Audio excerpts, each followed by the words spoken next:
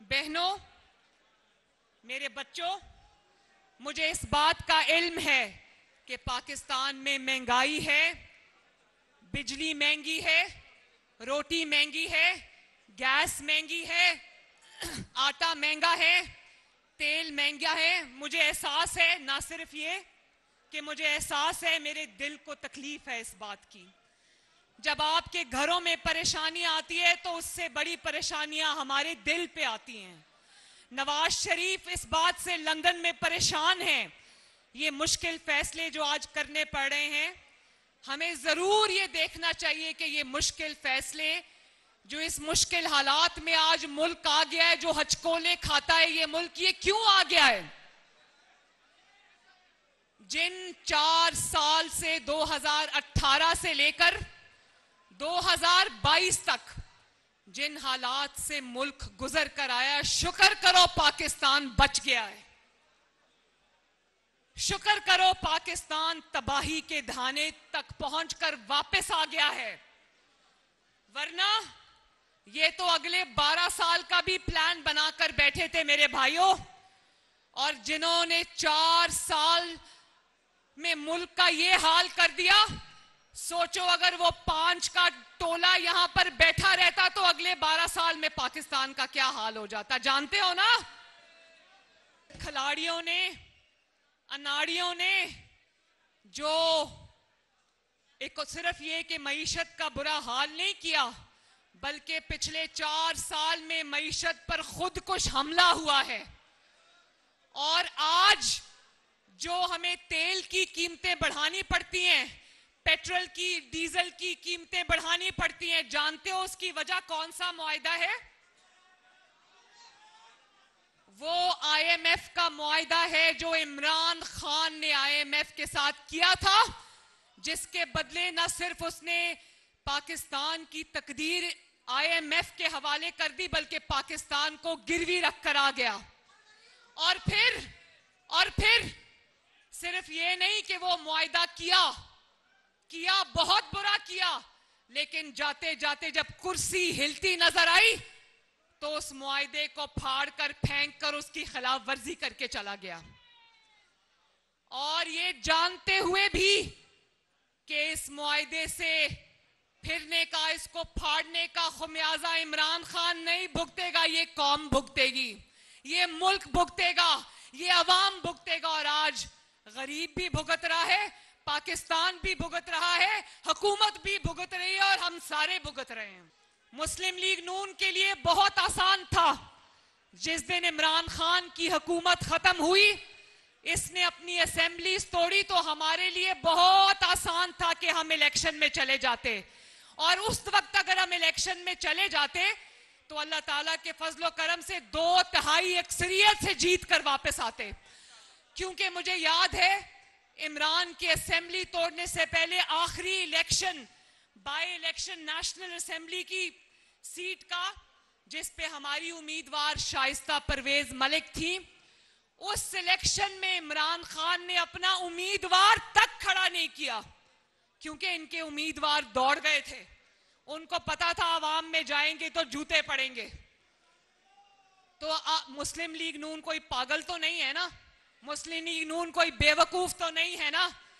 मुस्लिम league नून ने सोच समझ कर यह फैसला किया कि जिस दिन इसने ललकारा कि इलेक्शन कराओ वरना मैं धरने के लिए आऊंगा, नवाज शरीफ ने कहा कि किसी के बाप की धमकी में मैं नहीं आऊंगा।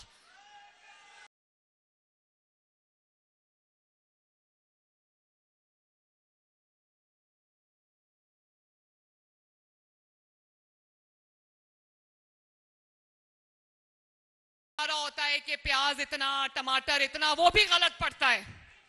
जिसने कभी अपने पैसे से प्याज टमाटर खरीदा उसको पता होता है कि महंगाई कितनी है।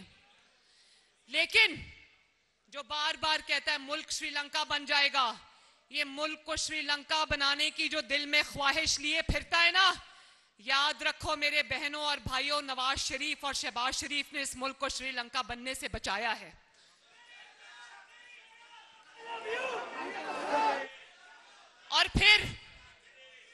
और ये भी याद रखना मेरे भाइयों, एक बहुत और जरूरी बात है जिन्होंने 4 साल जिस गिरोह ने इस मुल्क को बेदर्दी से लूटा, जो इमरान और उसके सहूलतकार थे, जिनको मैं कहती हूं 5 का टोला, उनके नाम भी लेंगे, सब आपके सामने आएगा, उनकी तस्वीरें भी मैं दिखाऊंगी आपको इंशाअल्लाह ताला।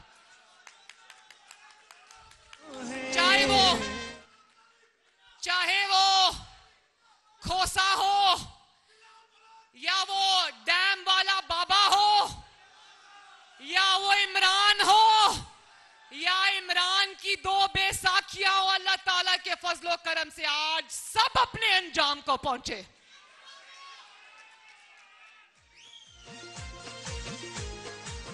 तो देखो, मुल्क जिन नाअहल हाथों में था, जिन नालायक हाथों में था, जो 5 मिलकर जिनका काम ही दिन रात मुल्क को लूटना था, कोई हीरे की अंगूठियां ले रहा था, कोई प्लॉट ले रहा था, कोई जमीनों में पैसे बना रहा था, कोई दुबई पैसे भेज रहा था और किसी ने चकवाल में कई 100 कनाल का घर बना लिया।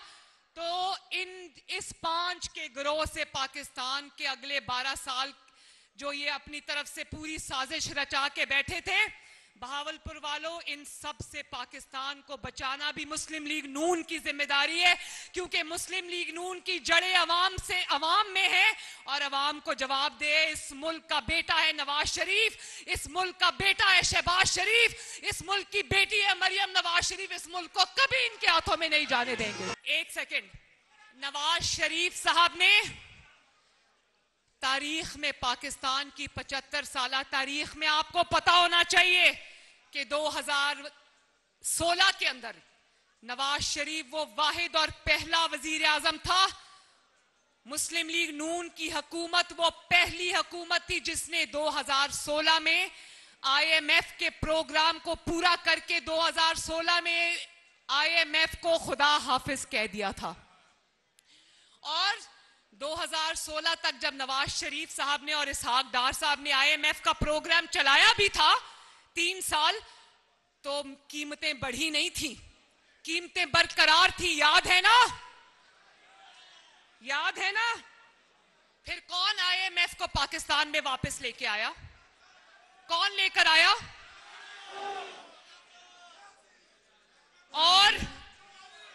और उनको सॉवरेन गारंटीज दे दी। आज मुझे बताओ मेरे भाई और बहनों, जब नवाज शरीफ के दौर में रोटी 2 रुपए की बिकती थी, 5 रुपए की बिकती थी, तो किसको तकलीफ हुई और क्यों तकलीफ हुई?